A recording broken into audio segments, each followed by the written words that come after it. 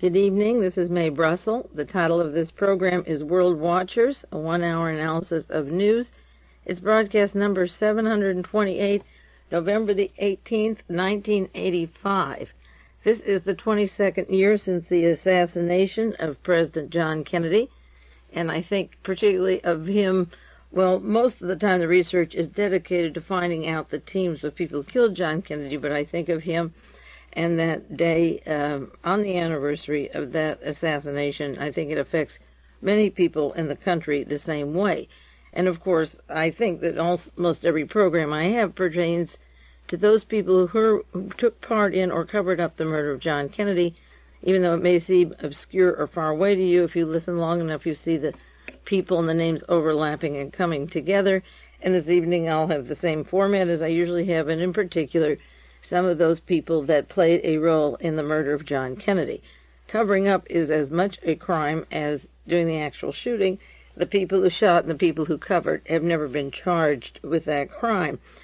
It's interesting that the anniversary of Kennedy's death comes the same week as the summit going on in Geneva, because the role of Star Wars, of control of space, of control of the world from space, linked to the people who killed John Kennedy, became evident to me around 1969 and certainly by 1971. There were three important books particularly that came out just at that time. One was an unpublished manuscript, which you can get now from Tom Davis at Research. And whenever I would speak at colleges, I used to travel around quite a bit. I don't do that anymore. People would want reading lists, the students, of books they could follow up the material that I talked about. It was so controversial. And particularly the subject of John Kennedy is what they wanted. And instead of putting the books that came out about John Kennedy on the list as primary, I always felt it was more important to take the background of the milieu in which Kennedy was shot. In other words, to understand those people moving around him in the Pentagon, in the Space Department, in the Defense Intelligence Agency, CIA, and so forth, and then place him into that basket with all those eggs and see how long he could survive. And on that list, I had 6 published documents, or one was a series of 3 articles that I happened to write for Realist. But the first book, the very first book that I believed was the important book to understand the control of the world, and also the first striker to scorch the earth and do terrible things to lots of people, was Project Paperclip by Clarence Lansby. Incidentally, I have this list. I got it out in about 1976, and I enclose it with a lot of mail. If you want a list of these books, of 40 books to understand the murder of John Kennedy, hasn't been updated, but up to that time period you can get a pretty good background. But the very first book, interestingly enough, had to do with space and Star Wars, and it came out in 1971 because under the guise of bringing scientists here for rocket and missile programs, we put them into universities, hospitals, and began experimenting on people's minds and bodies, and continued the same technologies that were happening in Nazi Germany, only brought to the United States because Germany was more visible after World War II, but we could work under cloaks of secrecy and national security. So Project Paperclip was the first book. The second book I recommend was Galen, Spy of the Century by E.H. Kukarich. Clarence Lansby wrote Project Paperclip because bringing the Nazi spy machine in the name of Reinhard Galen from the Eastern Division to the United States, informing our intelligence community, we would have every loophole that they had when they rearmed Germany illegally after the Versailles Treaty. And just on the back of that book, you don't have to open to page 1, it talks about John Foster Dulles giving Hitler's chief of Eastern Intelligence, Reinhard Galen, 200 million of our tax dollars, and John Foster Dulles' brother, Alan Dulles, was on the Warren Commission. Also in Project Paperclip, they mentioned Walter Dohrnberger, the German scientist, the rocket scientist, and Great Britain wanted to hang him at Nuremberg as a war criminal. Instead, he was brought to the Dallas-Fort Worth area in charge of Bell Helicopter, the Bell Aircraft, and Michael Payne, the host of Lee and Marina Oswald, worked at Bell Aircraft, and that out of the Payne's home came all the planted evidence that would put the assassination responsibility on Lee Harvey Oswald, while Oswald worked with the military, Navy intelligence, and the spy apparatus, so that the evidence was planted, and if they wanted him to escape or told him he would escape, they could pull this stuff out later and he could be the patsy, and he was. And then the third thing I recommended were the 3 articles I wrote in the Realist in 1972, 73, and 74, because under that cloak, the Watergate story and its links back to the Kennedy assassination, their role with the CIA, the mind control programs in California. The one I did on the SLA is the CIA. It goes into Ronald Reagan and the Edwin Meese gang in California, the intelligence community, to set up terrorism as a means of operation to gain control of the masses under the guise of terrorism. And these 3 articles included the intelligence community, the assassinations, the Alger Hiss story, the Galen operations, the links of the Kennedy assassination to Watergate. And those 3 articles are a good overview of what's happening now and what you can expect given their past track record. And then the next article, it came out in book form, was Interpol by Vaughn Young, who writes for Freedom. He's from the Scientologist group, and they did the best work on Nazis and mind control connections, experiments not only in Nazi Germany, but coming and working in the United States and for the United States government.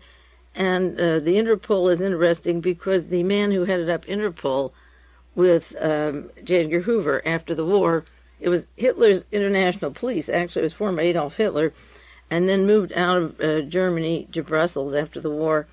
And J. Edgar Hoover had worked with Heydrich and the top Nazis, and then when Pearl Harbor was bombed, he pulled back, and he selected Miles Ambrose to be the head of Interpol in 1957. David Emory called me this week and got out his sources and Ambrose, and I had mentioned last week that Ambrose was in charge of the Plumbers program. He's the attorney who was brought in on the Bhagwan Rajneesh, and within 2 days the Bhagwan flew out of the country. No charges, light charges anyway, not responsible for anything that went on in his compound, the salmonella, the death of a person from New York who they overdosed with Haldol, the bringing in of illegal substances. I mean, all the charges. And next week I'm going to do more on the Rajneesh. And I mentioned him last week in connection with Miles Ambrose working with G. Gordon Liddy and the Drug Enforcement Agency and the White House plumbers, and with Mr. Young, David Young, Henry Kissinger's stooge on the White House plumbers team and so forth. So what I was saying back in 67 is just as applicable today, the example of the Interpol connections and Vaughn Young's description of Ambrose. So when that attorney comes onto the case of the Rajneesh, you know that he will flee, and he's been linked to drugs, and these people were part of, in quotes, the Drug Enforcement Agency, but affiliated with the death squads and narcotics in South and Central America. Those are the very things the Rajneesh has been suggested or been accused of doing, links to Nazis, drugs, and money smuggling, all those things. And that's exactly what the White House plumbers were tapping and working with and covering up. And then finally, the last book that was so important for people to read is that Torvid document that I refer to all the time, the nomenclature of an assassination cabal, because it goes into Werner von Braun and General Damaris, and the Nazi links, Mr. Dohrnberger in Dallas, the space program, to the operators who murdered John Kennedy and the agencies by which it was funded, and it could be done inside the defense security system, and it was. And those, again, these books relate to the space scientists, to the Nazis, and now we're at a point in history where the president is, well, many of you will get this broadcast by the time the Geneva conference has come and gone. It's going on now, but we're holding out for Star Wars, and that was the goal by 1943, to bring the Nazis here to have control of the world. And that's what the Russians understand and don't want it, and we're going to go ahead and develop that no matter what they say. And it's similar to the Hitler-Stalin pact, where they just were biding for time until they got at each other, one to defend himself and the other was attacked. And Hitler was kept moving east, and we keep thinking the Russians are moving west while we make aggressive weapons surrounding the entire Soviet Union. So it is very interesting that the climax of this scene should come on the anniversary, the scene being the dialogue that Ronald Reagan wants to digress to Sesame Street or to the Beach Boys or to Afghanistan, which has nothing to do with Ronald Reagan's real problem, is to hide the aggressiveness while we go ahead and do what we want, but appear that you're reasonable and that they're causing the problem. So that summit was called together for the purpose of controlling these weapons, and the thing that we won't give up is the thing we've planned since 1943, and we are ready to put it into the laboratories, and some of it is already up being tested and being contracted for. The Wall Street Journal had a long article this week. Combative General is a political godfather of Star Wars plan. And, of course, there's Daniel Graham. Now, Graham is the partner, at least on Office Space. I'm sure they have a lot of offices, on that mysterious Fritz Kramer that I talk about all the time, that I want to know where he is, because, you see, the Star Wars will control the world from those weapons and lasers or beams or whatever technology it is. David Emory doesn't like me to use the word laser, but I see it every day in the newspapers, so I'll use it for whatever way they want to make it work. It doesn't matter the scientific components of it. That's what they call it, so I'll use it. This kind of operation is being developed, and Daniel Graham is so close to Fritz Kramer, at least in a telephone book or in a directory or on a letterhead. Goodness knows why we can't see this man who is hidden, the mentor of Kissinger, who makes so many policies, and Alexander Haig. Now, the newspapers this past week had stories. One, Lockheed selected for Star Wars missile contract. This is before the Geneva conference begins. Another one, Star Wars grants total $28 million to colleges. That was in the Seattle Times on the 16th. Also, when they were asked, where is the money coming from, Daniel Graham was asked on Larry King, I believe, for your commercials on television, you're putting millions of dollars to the American people to sell Star Wars, and then they'll make it look like the Russians are being sour grapes about it. A good hunk of the money for those commercials comes from the Nobel Foundation. Well, I did broadcast on the Nobel Foundation. They set up the Institute for Contemporary Studies for Edwin Meese in San Francisco. They help fund the Committee on the Present Danger. They fund the Heritage Foundation, and they're into cancer research, and the Hoover Institute. The Nobel Foundation is a group that have their fingers in a lot of different pies, and Mr. Nobel was appointed to be head of the Synfuel group that Congress had allocated billions of dollars to, and now the Synfuel operation is being closed down for all purposes. So he couldn't run his own business, but the very far, far right of the Nobel Foundation, the group behind Ronald Reagan and Richard Mellon Scaife and that group, are the ones pushing Star Wars. Now, it's interesting why the far, far right would be pushing this weapon system, but of course you know why, and it is continuous with their plans to rule the world. There was an article about Star Wars recently published in a magazine in Texas that came out, the Texas Observer, and it's one quotation: unless Reagan compromises some of Star Wars at Geneva, his plan for the future is a double dare to doomsday. And they are afraid that he will not compromise, and that he is really asking for something very dangerous to happen. And of course, the controversy goes on about Star Wars. And just today, as the people prepared for the first summit meeting tomorrow, there's an article in the newspaper, Gallup poll, people prefer Star Wars. Now, what do people know about Star Wars? What do they really, do they have any idea what it is? I doubt it. And so the point is that they coax them with millions of dollars of advertising and then begin to say, this is what you want, so the president has to do what you want, and the very far right wing has put up the money.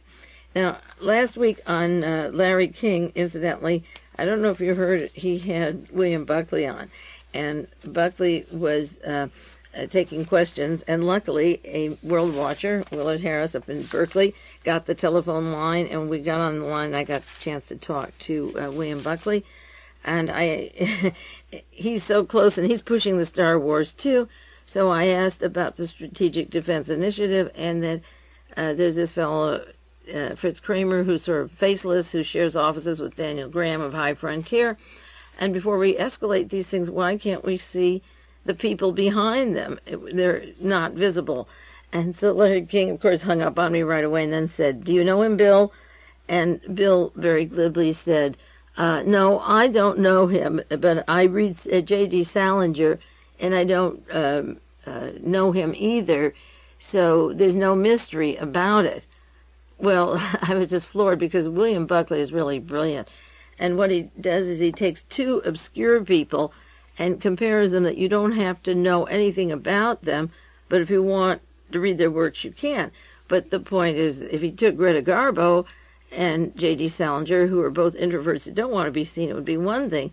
But what he's doing is comparing them to a man who is plans officer of the Pentagon, who shares space with the High Frontier, who's overseeing Henry Kissinger, who makes all policies in Central America, who makes policies in Asia, who makes policies in Africa, and in the Middle East and Europe, and who is on television pushing the Star Wars. So he was confusing the invisibility of one as being his privilege, where I think the visibility of the other is an obligation, and I still hope that someday we can see his picture and get him fingerprinted and let him say, "No, I am not Adolf Hitler's general, Fritz Kramer.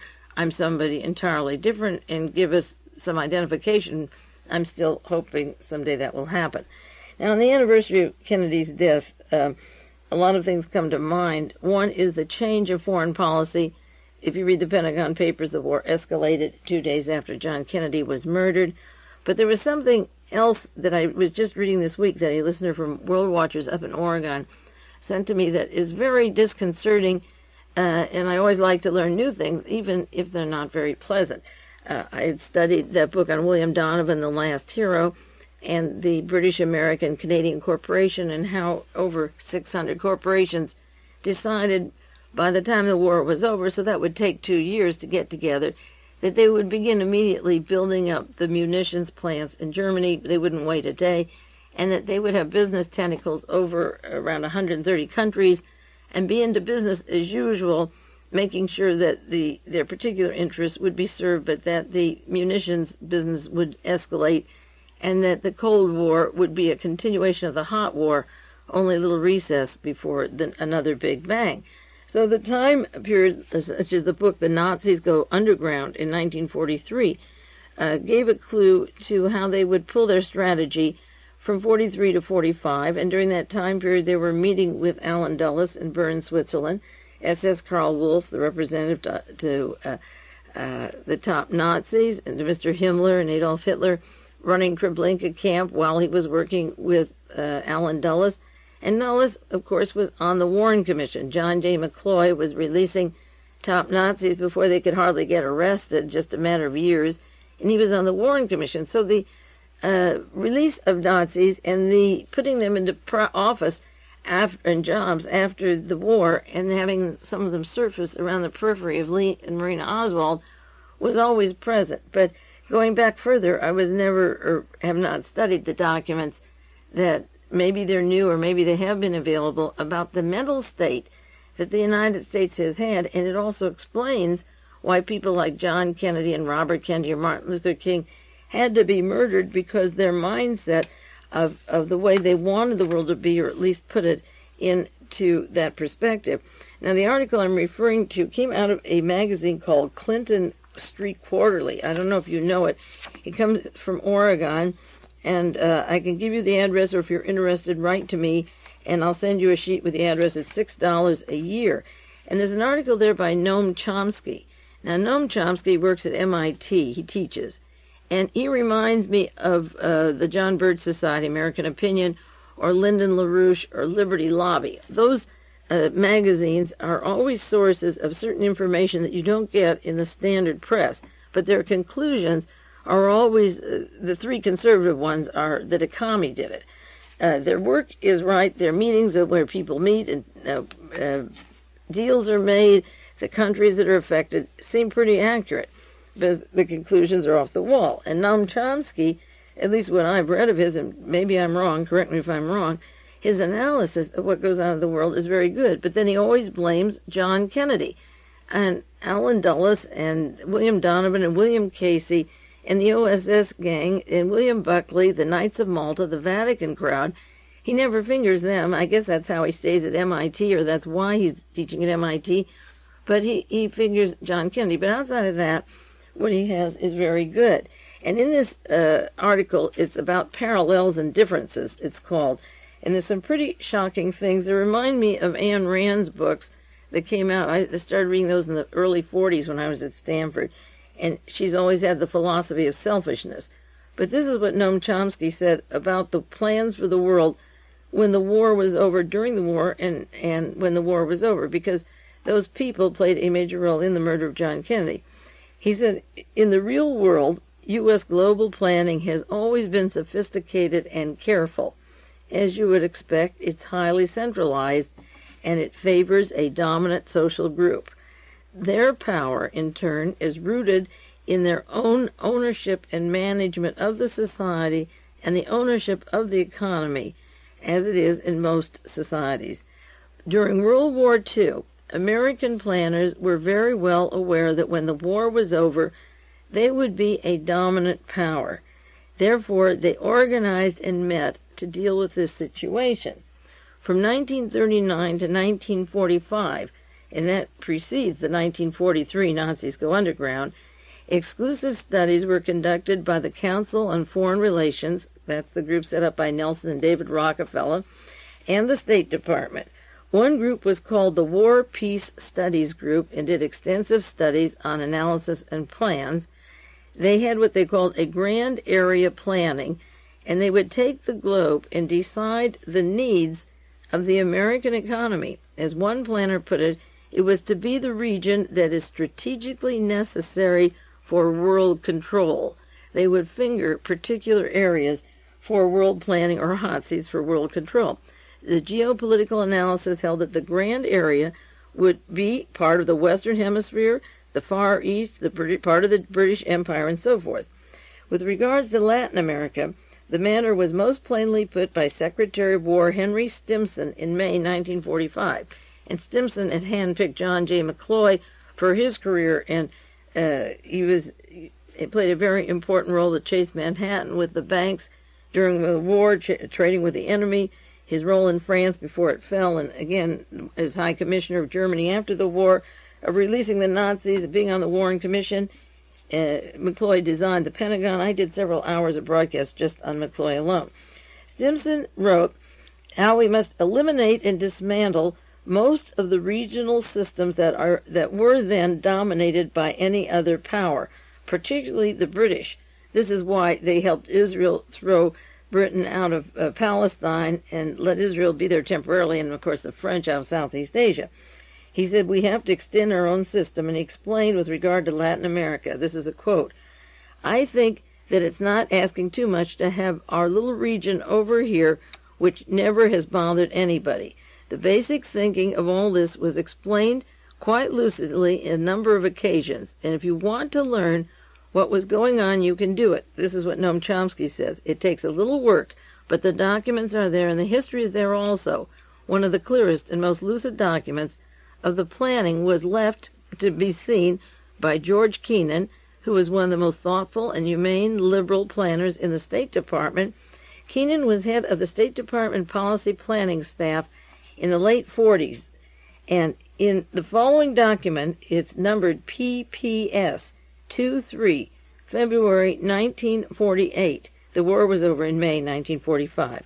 This is what he wrote as part of basic planning. Quotes, we have about 50% of the world's wealth, we, America, but only 6.3% of its population. In this situation, we cannot fail to be the object of envy and resentment. Our real task in this coming period, is to devise a pattern of relationships which will permit us to maintain this position of disparity. We need not deceive ourselves that we can afford the luxury of altruism and world benefaction. We should cease to talk about vague and real objectives such as human rights, the raising of the living standards, and democratization. The day is not far off when we're going to have to deal in straight power concepts. The less we are hampered by idealistic slogans, the better. He went on, human rights, raising the issue of human rights, of living standards, and democratization should be dismissed as irrelevant to American foreign policy. The United States often has opposed with tremendous ferocity, this is Chomsky writing, and with violence, those elements of human rights, of democratization, of the raising of the living standard. America has been ferocious in its commitment to these doctrines that are inconsistent with the harsh reality that we have to maintain the disparity to ensure control over 50% of the resources of the world and of our exploitation of the world. One of the 4 freedoms that you can speak of is the freedom to rob, to maintain the freedom to rob and exploit, and to oppose democratization. Now, this is exactly what we did in Chile when Allende was in and put Pinochet, the dictator. We put Zia into Pakistan. We murdered Diem in Southeast Asia, hoping the next government would be worse. In Bolivia, we supported the cocaine kings, the death squads that were just turned over in the fall of '82. In Brazil, we supported the military dictatorship and put him in 1964 for 22 years, and the military dictatorship, the junta in Argentina. A few people are overthrowing those areas, but we have put them in. We've supported Papa Doc. We got rid of Maurice Bishop. Any place where people get the idea that they can do it themselves without us becomes our threat, and it was spelled out in this document, PPS 23. He quotes one more part of this document. One of the main concerns of U.S. policy is the protection of our raw materials. We must protect them from whom? Chomsky is asking. From domestic populations, they said, from indigenous populations, people that want to raise their living standards that are inconsistent with the disparity in their countries. The following answer might be an unpleasant one, they said, but we should not hesitate before police repression by the local government. This is not shameful, since the communists are essentially traitors. It is better to have a strong regime in power than a liberal government, because they are indulgent and relaxed and could be penetrated by communists. Now that is the thinking of Gene Kirkpatrick and the Georgetown Center and Mr. Luttwak, and who wrote the book Coup d'etat, who's an expert cited all the time, and the intelligence community, that if we put in a strong dictatorship, you can weed out the libs and then release or relax the standards of the people. But if you're liberal and democratic, then the people will take the resources and compete with us, and we won't have control of that area. Now, interestingly enough, he goes on in this article, and he says, in the 50s, for example, there was a study group at Harvard set up by William Yandel Elliot, who was the Williams Professor of Government at Harvard. They were concerned with what communism is and how it spreads, and the threat of communism, and came to the idea that communism is an economic transformation which, if it works, would reduce our willingness and ability to compete with them, and that they would compete with us in the industrial economies of the West. We don't want an equal trade back and forth. We want an imbalance of trade where a handful of people decide on the profits. Now, the interesting thing about this, Noam Chomsky is at MIT, and he should know, and he didn't put in the article, that William Yandel Elliot is the man that John J. McCloy and Fritz Kramer turned over Henry Kissinger to at Harvard. Henry Kissinger had the mentor German, Fritz Kramer, who, with his monocle and German, he was an American citizen, put on American intelligence uniform and put Henry Kissinger with him in the Battle of the Bulge and over at Omer Amagau with Klaus Barbie and Otto Skorzeny and so forth. And then when the war was over, John McCloy and Kramer put him at Harvard under William Yandel Elliot, and every biography and autobiography of Henry Kissinger talks about Elliot. So Kissinger was a part of that grand scheme all along. We'll take a 1-minute break and go on to some more of these characters who have affected this country and how the assassinations fit into their intention of control, which is what they stated they wanted, and it's pretty grim.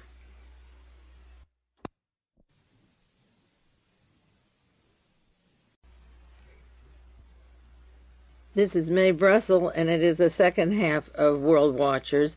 Next week, I'm going to continue with some material on the Rajneesh, the Bhagwan Rajneesh. Just because he fled the country doesn't mean that he doesn't have institutions all over the world with still millions of dollars and a lot of influence.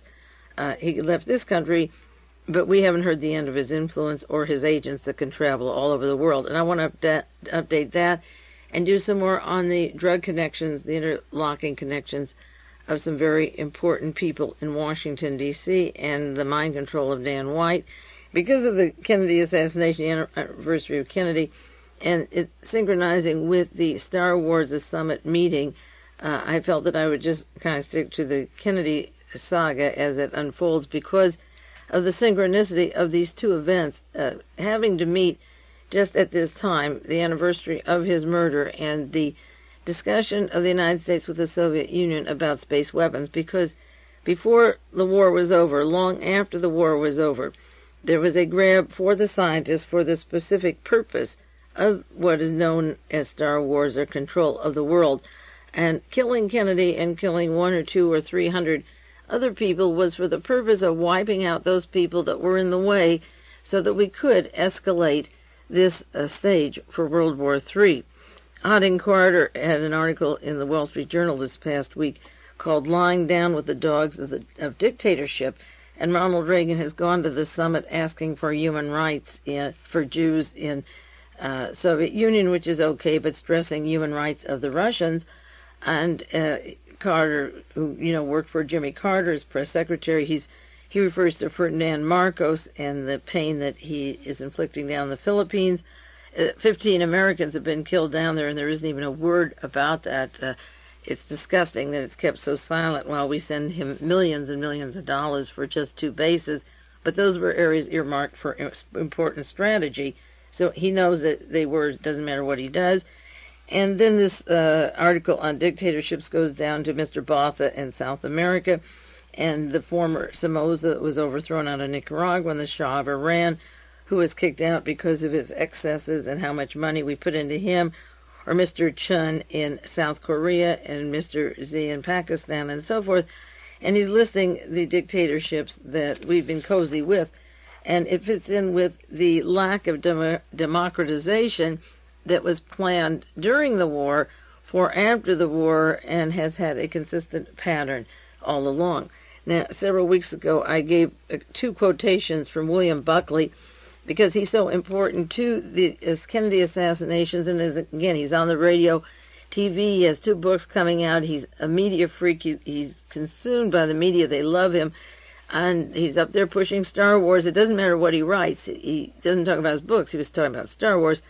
And the 2 sentences out of his book, "The Government Listeth," must be remembered because of the importance of Buckley, and also because he's part of the military order of the Vatican, the sovereign military, a Knight of Malta. He said, "The politics of assassination will end up changing American democracy."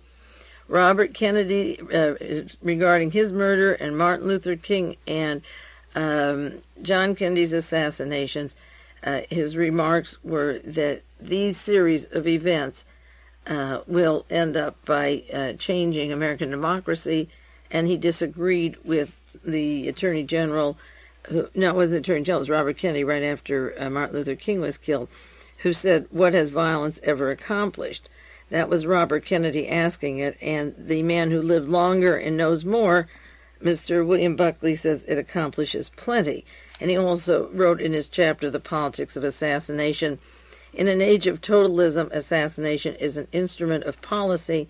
And when you read the State Department, the Council of Foreign Relations background, and their planning through the entire 40s, how this government should be run, and even, while the whole war was going on, before, during, and after the war, they knew and have followed the idea that assassination is an instrument of policy, and we better beware that they're very open about that.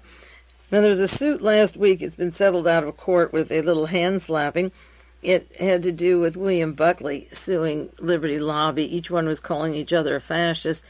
The thing was interesting because Mark Lane, the attorney, represents Liberty Lobby, and while his picture is in the pages of Liberty Lobby in the back pages, they're selling Waffen-SS, Hitler marches, Nazi flags, Nazi memorabilia, books on how to kill all the Jews in America. He's worried about the Israelis' aggressiveness in Lebanon, and he writes for a man who works with William Pierce, who pushes stories on how to kill every black and Jew in the country. The Guardian had a brief excerpt or quotation of the trial because Bill conceded. They said that, yes, he did hire George Lincoln Rockwell as a subscription solicitor, but that was 2 years before Rockwell founded the Nazi Party. All you have to do is to work for Buckley, who was in the CIA with E. Howard Hunt in Mexico in the 50s, and then starts National Review in 1955. And if Mr. Rockwell of the Nazi Party is working for William Buckley for 2 years and then forms the Nazi Party, he also could get money from the same sources that Buckley got when National Review was founded in 1955. So it could come out of the intelligence community, and it's no coincidence that Lee Harvey Oswald had in his address the address of George Lincoln Rockwell and also Dan Burroughs. Burroughs was murdered, and then Rockwell was murdered, and then William Pierce came in and took over. I mentioned it before, and I want to do more on that in a minute. But the Washington Times had a story about this trial. Jury begged not to let Buckley be punish or destroy the spotlight. Liberty Lobby attorney Mark Lane ended his defense against the $16 million libel suit with a plea to an all-black jury. Now, this is typical of Mark Lane. He was in the San Francisco area and around the country lauding Jonestown as a model of Martin Luther King would be proud of, and then later they admitted that these black people were in bunkers like Nazi Germany, these little hammocks, and they took their Social Security and their savings, and Jim Jones took it, and they were living under terrible conditions and then all died. How he gets away with having an all-black jury for William Buckley and Liberty Lobby is really hilarious. So he's pleading with them. He said, please don't punish and destroy Spotlight. This terrible Nazi, this Willie Carto, he says, don't destroy him, particularly because Liberty Lobby has opposition to Israel, and you need a magazine or a paper that doesn't like Israel, and it supports the controversial black Muslim leader Louis Farrakhan, Mr. Lane said. Well, that is hilarious. Mr. Farrakhan just recently received money from Mr. Metzger of the Ku Klux Klan and Nazi Party, part of the funds coming from a bank robbery in Ukiah, California. And again, these people work with the very same William Pierce who wants to destroy and kill all blacks. And Farrakhan's working with some very dangerous elements. If they have one friend in common or an enemy in common, if the case happens to be Jews, then the far-right blacks can be close to the far-right whites, at least for the temporary time being. In the article, the Washington Times said that before the jury, Spotlight's accusation that Mr. Buckley had a close working relationship again with George Lincoln Rockwell of the Nazi Party. In his last summation, Mr. Lane said the National Review had provoked attacks by Spotlight with a smear against Mr. Carto in 1971, following Liberty Lobby's vigorous opposition to the Vietnam War. He accused William Buckley of working with E. Howard Hunt, convicted Watergate conspirator, and wanted to put Spotlight out of business. Hunt was Buckley's supervisor when he worked briefly in the CIA in the early 1950s. E. Howard Hunt and Buckley worked in Mexico in the early 50s in the CIA together. Now, this, interesting enough, William Buckley formed Young Americans for Freedom in 1960, and infiltrating that group in Texas, the home of Robert Morris, came the gang from Munich, Germany, with General Walker, and links directly to the Nazis from World War II into the Dallas-Fort Worth area, where they were sending letters, we have to produce the bodies and run, and they were to take over the Young Americans for Freedom, which is the group that Buckley had set up. And Lane doesn't refer, when he describes Buckley, he doesn't refer to anything to do with the Kennedy assassination or Hunt at Dealey Plaza or anything about the Kennedy assassination. He's got them in the 1950s together, the two of them in Mexico and the CIA, and then he mentions Rockwell, but not the connections of those men to the people who killed John Kennedy. Now, in the 1940s, I might have mentioned this before with you, George Lincoln Rockwell was an undergraduate at Brown University, and then he went into the Navy. E. Howard Hunt, William Buckley's close associate in the 50s, and also Buckley's the godfather of Hunt's children, E. Howard Hunt went to Brown University at the same time, evidently, as George Lincoln Rockwell, and then they were in the service. In the 1950s, Rockwell starts to work. In 1958, he starts to work for William Buckley for a couple of years before he starts the Nazi Party. In 1955, when William Buckley comes home from Mexico with E. Howard Hunt, William Casey, who was in the OSS, who was our director of the CIA, who's a Knight of Malta, a Vatican Knight of Malta, like Robert Morris and William Buckley, Casey put up the money and did the legal incorporation work for William Buckley when he started his magazine, The National Review, which has been a constant right-wing magazine on the stands and available libraries and so forth. In 1958, Robert Welch founded the John Birch Society and began the American Opinion magazine. And when he got out the Blue Book, his book on the network of what the Birch Society is, he praised National Review and has been closely associated, although they appear arm's distance at a time. They have the same friends. They work in common with the same people. People on the board of Young Americans for Freedom were always a part of the Birch Society, such as Ronald Reagan and Charles Willoughby, Mr. Wiedenbach from Germany. So that they have the same friends and working relationships in common. Now, in the 1960s, Buckley washed his hands of Rockwell. Rockwell goes in and opens up his Nazi Party, but he's had 2 years with Buckley, and goodness knows what mailing lists, what contacts, or people they don't have to see each other much to have something in common. And because Buckley was in the CIA and because Oswald had Rockwell's name and address, Arlington, Virginia, in his notebook, it'd be interesting to know how Oswald got it, for what purposes, or if he was promised it was a safe house in Virginia, or what, if he could have gotten away. Now, William Pierce took over what was the American Nazi Party when Rockwell was murdered. Rockwell was murdered in 1967. Oswald was out of the picture by 1963. November 24th, Rockwell was murdered in 1967, and in comes William Pierce, who wrote the Turner Diaries, who has direct contracts, so I assume he still had to have, with a funding for research, a physicist from the Air Force, and with Pratt Whitney United Technology.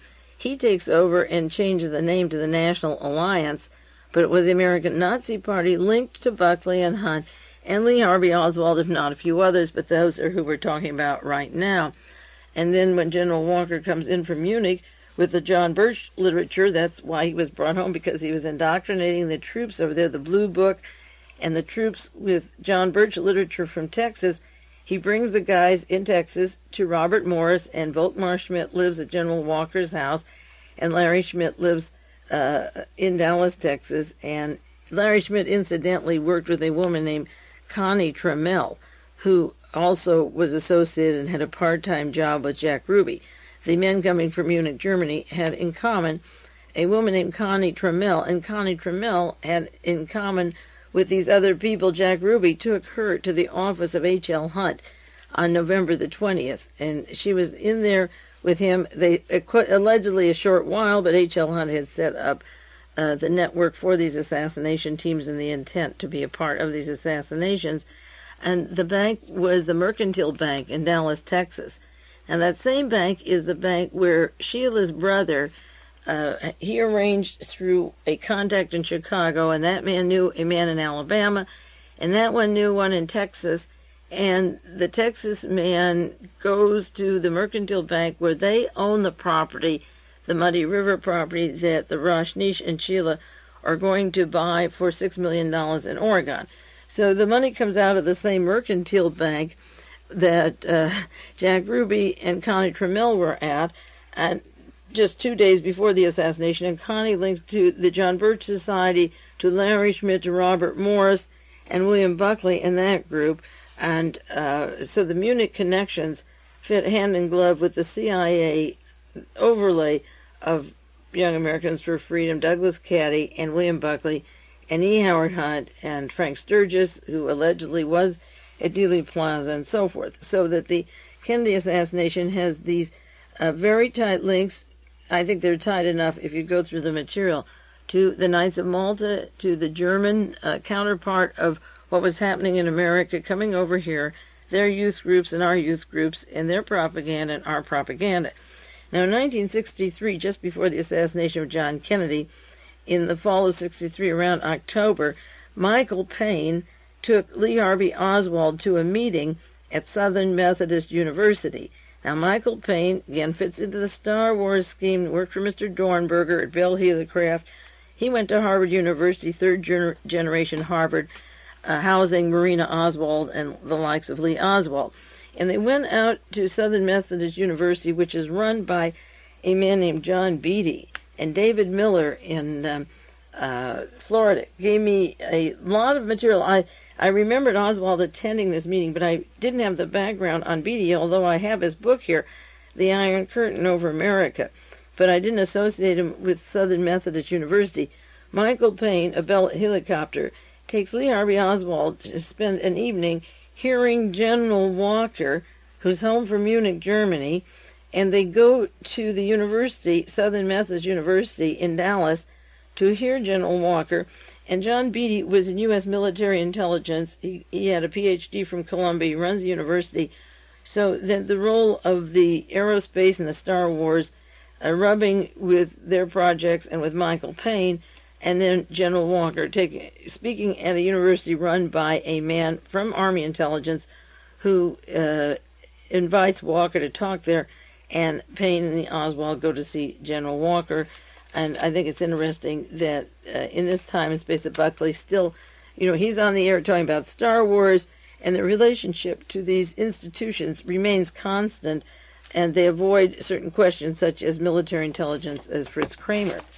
Now, some other names that fit into the Kennedy assassination that are always interesting because of the relationships that then go to that California, and I'm sure they're in 50 states, known as Western Goals, with their headquarters in Arlington, Virginia. Robert Morris, again, the man who General Walker sends these young people from military intelligence to see in the Dallas-Fort Worth area. Robert Morris, before he came to Dallas, and he's the head of a university too. There's another small university there, and he runs that one in Texas. Robert Morris was the chief counsel for the Senator Joe McCarthy hearings. It was called the SISS, the Senate Internal Security Subcommittee, and it was the witch hunt of Senator Joe McCarthy. And the secretary for Joe McCarthy was Louise Reese. Her name wasn't Reese at the time, it was Louise something else. And then she married John Reese, who came over in 1963, just around the time that Kennedy was killed. And the files of Joe McCarthy and so forth are in the computers of Western Goals, and that's the kind of stuff that they keep, just as they planned long ago what to do with particular countries or areas. I'm sure they've targeted certain people who shouldn't get jobs, shouldn't be recognized by the media, and if necessary, kill them. So Louise Reese works now in Arlington, Virginia with John Reese, and she was she was the secretary of the late Larry McDonald, who was the head of Western Goals when he went down into the ocean, was Deep Six, and he also was president of the John Birch Society at the same time. And that was the chief counsel, Morris, for Senator Joe McCarthy's committee. The other counsel, called special counsel, was William Rusher from Harvard Law. He went to Harvard University. And Rusher then became the editor of National Review that William Casey set up, did the legal work for William Buckley. In 1976, William Rusher nominated Robert Morris for president of the American Independent Party, but the lucky one who won the nomination was William Maddox, who now is allegedly dying of AIDS, or something similar to AIDS. As soon as the John Birch Society got started, as I say, they put money into National Review. They put approximately $10,000. Now that is what was happening in America. The youth group, the Young Americans for Freedom, got activated as soon as John Kennedy was murdered, were infiltrated by people brought over, indoctrinated in Germany, German intelligence, with General Walker, and brought to Robert Morris, who was through with the Senator Joe McCarthy hearings and was now in Texas. And at the same time, simultaneously, going on in Germany, there were publications for youth groups and propaganda coming out at the same time, and I've mentioned them before on other broadcasts, but not, I don't believe there's simultaneous overlap, that Mr. Noam, that I've talked about, May 1945, he was Minister of Propaganda for Goebbels. He was the one who was told as he left the bunker with Martin Bormann, who had the money and so forth, you will be the fellow to take over from Goebbels. He's not going to be around. And Werner Naumann became the heir of propaganda machine, and that was in 1945, and by 1955, the same year that William Casey of the OSS and now CIA director set up National Review in 1955 in America. Magazines were mushrooming, far right magazines, identical to Europe. Europe began their youth publications. Former members of the Waffen-SS were into publications. In America, this same group that were linked to the Kennedy murder were going to take over with massive publications for adults and also for the youth group. Now, a Mr. Axman worked for Adolf Hitler, and he walked out of the bunker at the same time as Mr. Werner Naumann. His name was Arthur Axman, and I've talked about him before. One was in charge of propaganda, the other one was in charge of youth groups, and Martin Bormann was in charge of the money. So if you have the funds and you have the intent to use the Hitler Youth and the young people in this country, because they wouldn't remember the war anyway, and if you have the propaganda machine, and you can see how it worked with the Summit and the Star Wars, and you escalate the young people, they were appealing to little children. You don't want atomic bombs on your head, and a lot of money directed to children, to what they should think about a project that's going to leave them so much in debt with no promise of protecting them, but appealing to their parents.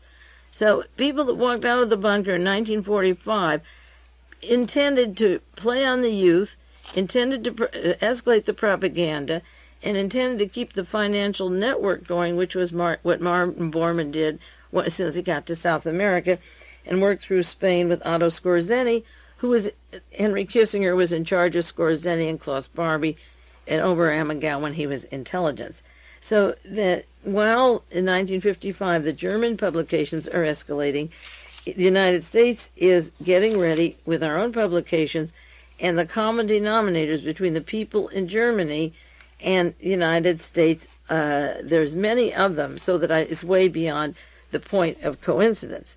Now, just as a legacy for people who can forget that Kennedy was murdered, John Kennedy, Robert Kennedy, and Martin Luther King, for those people who do nothing, the chicken, is really coming home to roost, or a lot of chickens are roosting. As Martin Luther King, he said when John Kennedy was murdered, the chickens are coming home to roost, and then he was blown away shortly afterwards. The San Francisco Examiner just yesterday had a story, White Supremacists Ripe for Violence, the report warns. And it's a large article by Seth Rosenfield talking about violence and what could be a network of violence throughout the country. And what's bringing this article to attention now is the trial of the order. But somebody is catching on that it's not an isolated thing. And if you follow the tentacles, it leads to Europe, to Manfred Roeder, to Hans Ulrich Rudel, to Otto Skorzeny, to Lockheed Corporation, to Boeing, to United Technology, to the aircraft industries, the Air Force.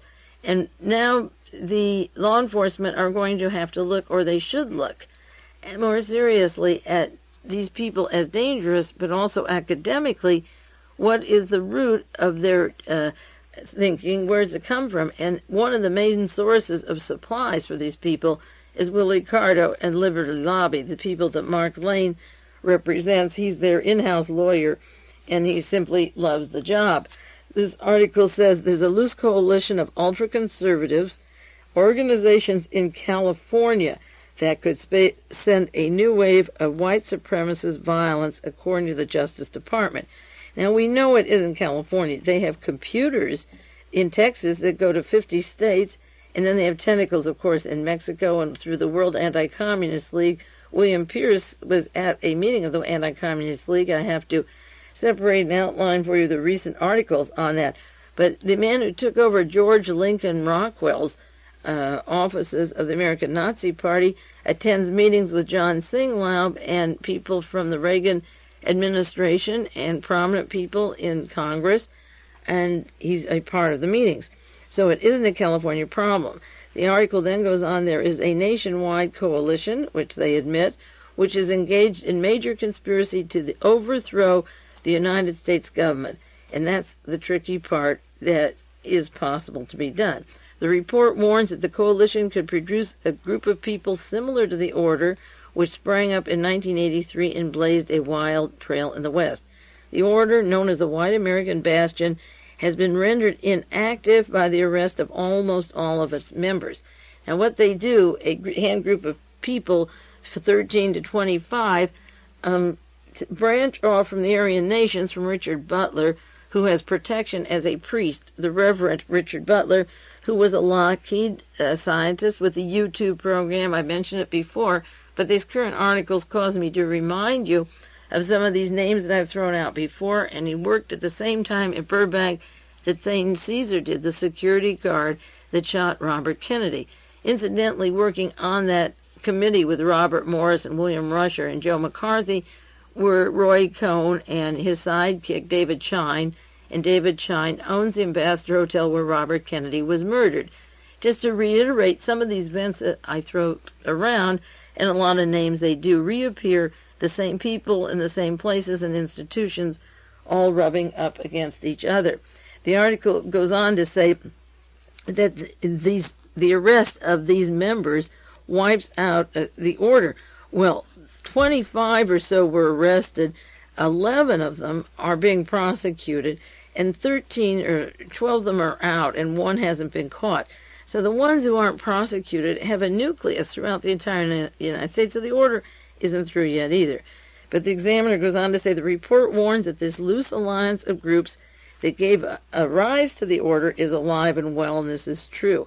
Elements of the coalition have shown up with an increased unity in action, and we predict if left unchecked, they will continue to grow and may become involved in crimes similar to those perpetuated by the White American Bastion. Now, one of the men that is very important in the Aryan nations and had a key role in there was originally in San Quentin prison, Keith Gilbert, for his plans to murder Martin Luther King. The fact they didn't do it the first time, it's interesting that King did die and that the people who killed King were functioning out of St. Louis, Missouri, with the same Klan that killed civil rights people and blacks in the South, and there was no separation actually from all these groups. And also Robert Braun, I described this same gang of people in my article 20 years ago on the anniversary of Kennedy's death in Rebel magazine, and mentioned Robert Braun, who's the publisher of Soldier of Fortune. And the money for that, this is another one of those Nazi type of publications that mushroomed a little later. The National Review was put up by John Singlaub, the president or past president of the World Anti-Communist League, who's on the board of Western Goals with the computers into the Los Angeles Police Department, who works with the National Security Council, who helps distribute money from the Vatican with the Knights of Malta, with Claire Luce and Alexander Haig and William Simon. That branch, Singlaub wears about 7 coats, and he also helps put in this magazine out of Colorado, Soldier of Fortune, just as William Casey helped put in National Review. And the man who owns National Review then sets up Young Americans for Freedom. I think if I put it structurally in years and dates and places, often enough you'll get the connection of these people and the power that they have. And the group of people that met in Los Angeles that were planning the murder of John Kennedy in 1960, before he was ever inaugurated, that I wrote about, were meeting with Clay Shaw. One book that I got their meetings from was Thunder on the Right by Bill Turner, but then the links to Clay Shaw come in Peter Noy's book on the Kennedy assassination. And if you take enough books and they have the same names and the same people meeting in these separate places, you get a pretty good script of how they all relate to each other, and they relate exactly to the Aryan nations up north, and to the Klan, and to the Nazis, and again to this Mr. Franklin Camper down in Alabama, the one who wanted to invade Dominica, and his association with John Conley, who's part of Permantex and the Torbert document. So the white supremacist group that they're talking about in the San Francisco Examiner, they is Seth Rosenfield, is exactly the team that were behind the murder of John Kennedy, Robert Kennedy, and Martin Luther King. as I say, all the people that did nothing and even those who didn't do very much, the fruit of doing nothing is the rising of these groups that are directly related to our Pentagon and the intelligence community and who are protected by the law enforcement. I have run out of time now. I can't make any more connections in this particular hour, but I'll be back with you next week. This is Mae Brussell, and you take care and keep sending those articles. Thanks a lot for sending me so much material. A lot of you are really wonderful about that.